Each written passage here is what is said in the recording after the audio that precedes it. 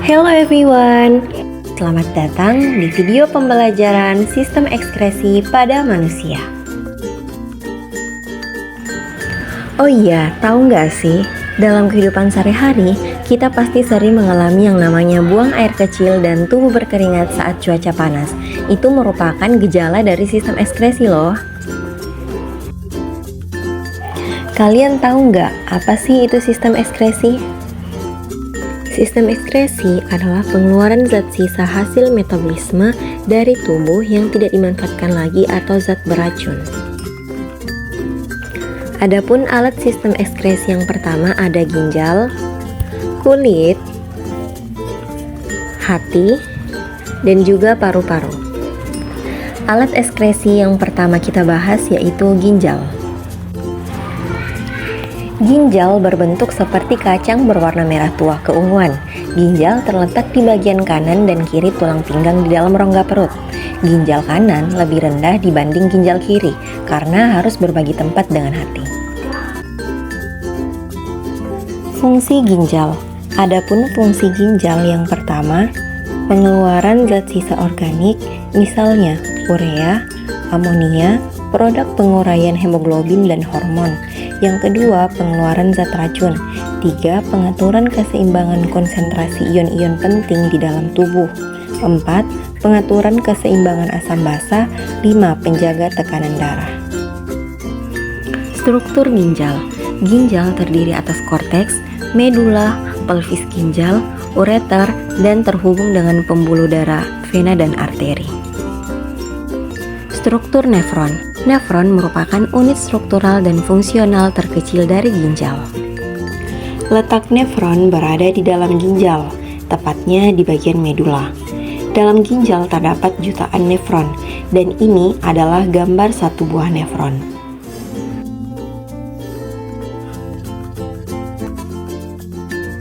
Adapun struktur nefron, yang pertama terdapat glomerulus yang bentuknya seperti anyaman pembuluh darah yang berfungsi untuk penyaring darah.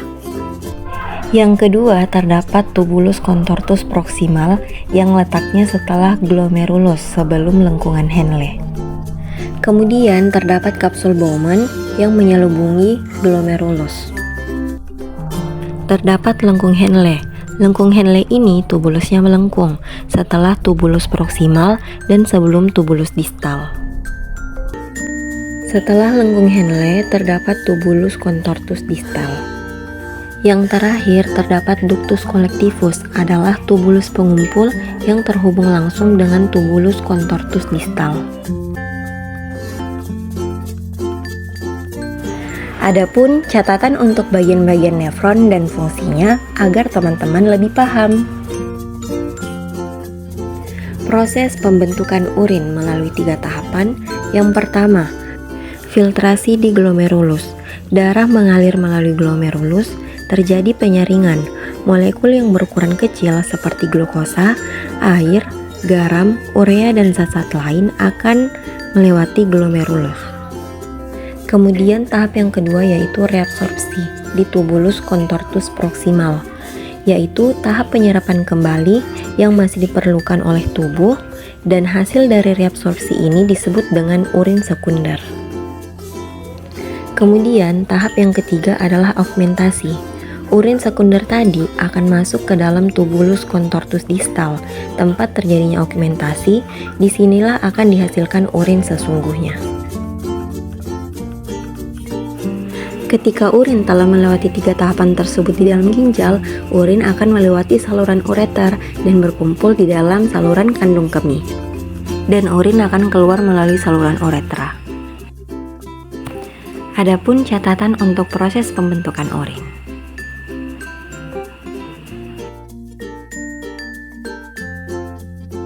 Selanjutnya, alat ekskresi berupa kulit. Oh iya, warna kulit tiap orang kan berbeda-beda, tapi fungsinya tetap sama loh. Kulit berfungsi untuk mengeluarkan keringat. Yang kedua, melindungi tubuh dari sinar matahari. Yang ketiga, mengatur suhu badan. Keempat, menyintesis vitamin D. Yang kelima, sebagai alat komunikasi apabila kita tersentuh oleh orang lain. Selanjutnya, struktur kulit. Kulit terdiri atas lapisan epidermis, lapisan paling atas, kemudian lapisan dermis, ada lapisan hipodermis, kelenjar keringat, akar rambut, jaringan saraf, kelenjar minyak, pori-pori, serta rambut. Adapun catatan untuk struktur kulit. Yang pertama ada lapisan epidermis. Lapisan epidermis tersusun atas lapisan yang terurut yang membentuk lapisan epidermis, yaitu yang pertama terdapat stratum corneum, kedua stratum lucidum, 3 stratum granulosum, 4 stratum spinosum, dan 5 stratum basalis. Lapisan yang kedua adalah lapisan dermis. Pada lapisan dermis terdapat akar rambut, kelenjar keringat, kelenjar minyak, pembuluh darah, dan juga saraf. Lapisan yang terakhir ada lapisan hipodermis atau subcutaneous. Lapisan ini banyak mengandung lemak, pembuluh darah, dan juga ujung saraf.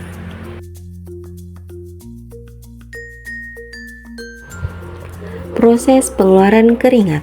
Proses pengeluaran keringat diatur oleh hipotalamus di otak.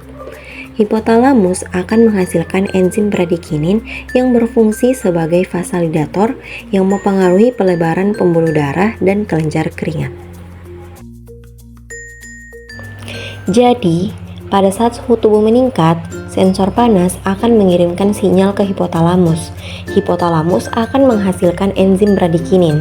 Enzim bradikinin akan memicu pembuluh darah melebar dan memicu kelenjar keringat mengambil zat garam.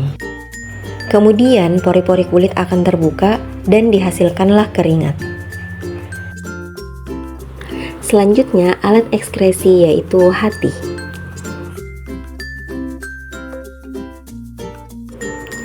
Hati memiliki berat sekitar 1,5 sampai 2,0 kg. Hati merupakan kelenjar terbesar dalam tubuh manusia.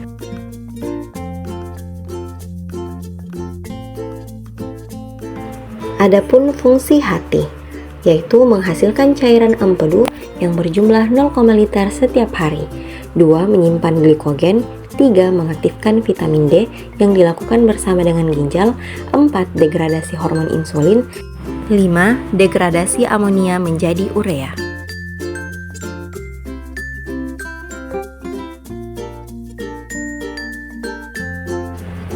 Struktur hati.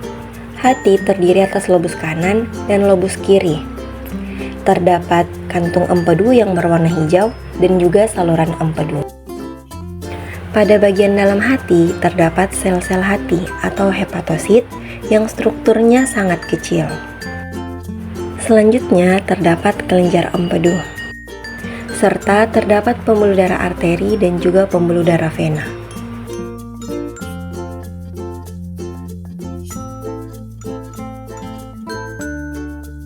Sistem ekskresi pada hati. Hati dapat memproduksi cairan empedu secara terus-menerus. Cairan empedu berasal dari penghancuran hemoglobin yang sudah tua. Hemoglobin akan diuraikan menjadi zat besi, globin, dan hemin. Zat besi dan globin akan dikirim ke sumsum tulang merah, sementara hemin akan dirombak menjadi bilirubin dan biliverdin. Zat tersebut akan teroksidasi menjadi urobilinogen. Urobilinogen berupa urobilin, zat warna pada urin, dan sterkobilin, zat warna pada feses.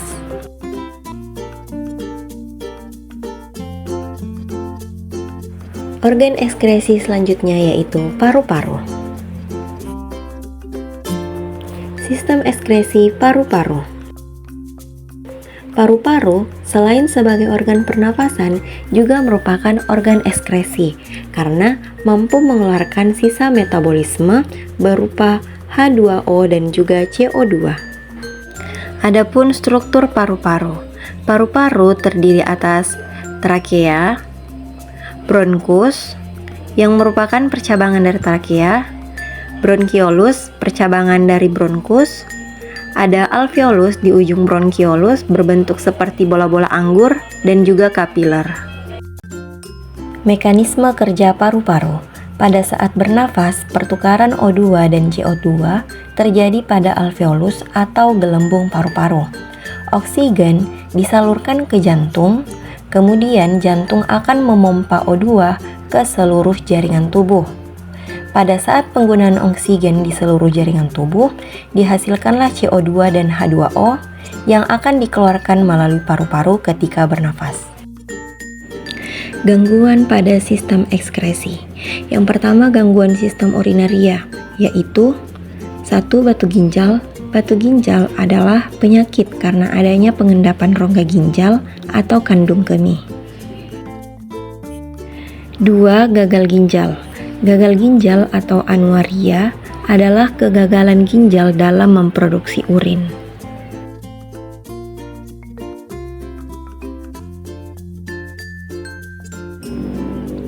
Gangguan pada sistem ekskresi yang kedua yaitu gangguan pada hati. 1. Penyakit liver. Penyakit hati atau liver adalah penyakit yang disebabkan oleh infeksi virus. Kedua, sirosis hati.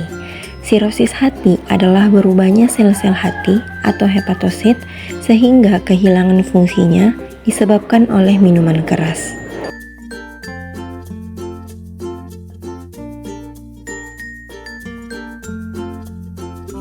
Selanjutnya, gangguan pada sistem ekskresi yaitu gangguan pada kulit. Yang pertama yaitu dermatitis. Dermatitis adalah radang kulit yang hebat terasa gatal, melepuh, akhirnya pecah mengeluarkan cairan. Yang kedua adalah jerawat. Jerawat adalah kulit yang meradang dan pori-pori tersumbat.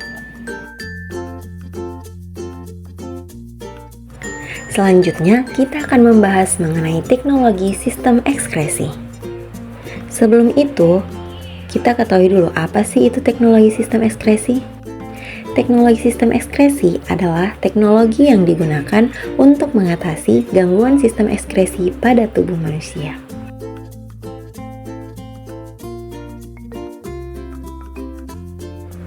Teknologi sistem ekskresi yang pertama yaitu hemodialisis.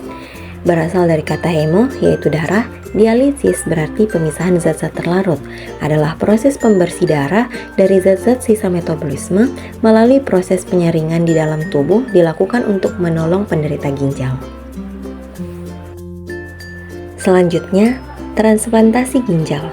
Transplantasi ginjal adalah terapi penggantian ginjal pasien dan ginjal lain yang berasal dari orang yang hidup atau yang sudah meninggal.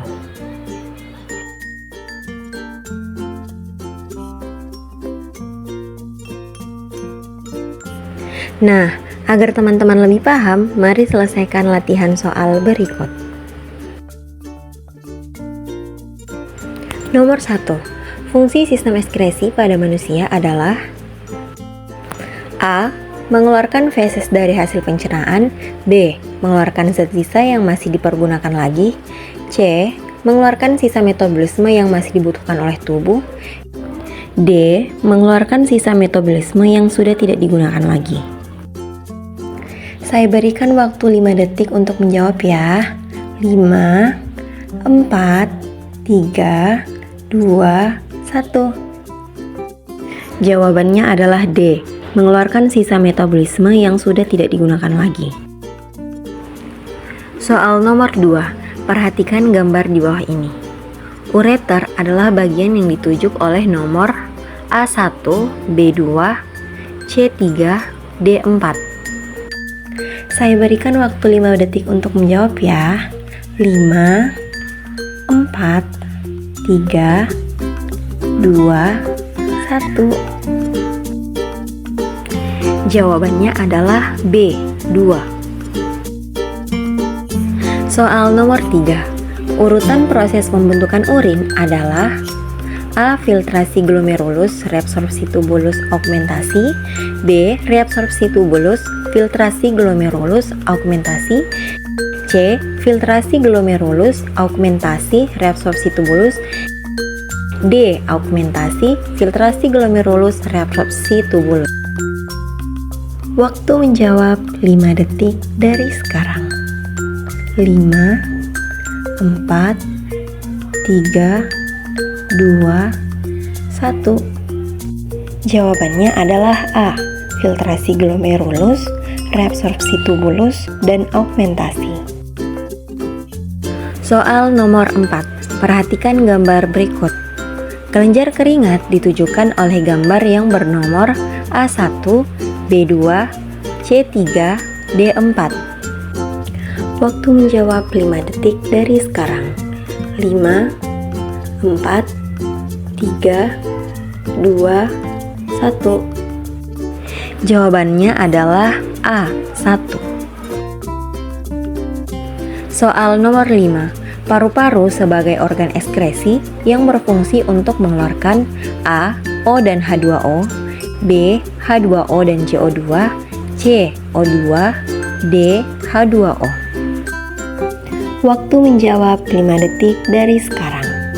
5, 4, 3, 2, 1. Jawabannya adalah B, H2O dan CO2. Nah, itulah tadi video pembelajaran sistem ekskresi pada manusia. Thank you everyone. Created using Powtoon.